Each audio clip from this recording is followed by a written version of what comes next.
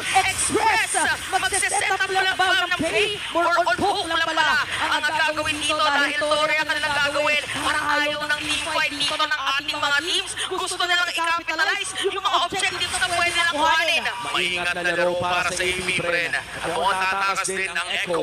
Mid-lane naman ang Bunteria pero Black Easy. Bigla yatang aalis si Flappy. Naramdaman niya na masakit ang pitik na damage dito ng Echo habang yung Torre sa itaas ay nangangalahati yung buhay. Grabe yung bagsak ng Eternal Guard kay Flap. Ramdam na ramdam yung damage na Ito sa side ng Echo pinag-level sa base, always to be down. At dire-diretso pa ka. Superman pa JP. Flicker. Habang si JP kamundi ka na pero to rescue ang kanyang mga kakampi.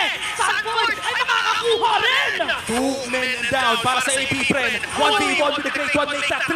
Dalawa na lamang ang dedepensa para sa AP Bren. 7k gold lead for Echo. Itutuloy na natin na sa mid-lane ng push. At naririnig na natin yung sigaw ng Echo ngayon dahil meron din silang minion wave dito sa may gitna. Top-lane meron din pero papasok dito para sa depensa. Si Flop, DC! Pero makukuha pa rin ni Carl, DC ang samang panaysa! Super Marco is down! Ogwen pinadiran pero sapat pa ito para depensahan ang kanilang base. Inuunti-unti lang pala yung mga minion wave na dito na si Few and Ogwen pero tower lock lang para dito sa Echo!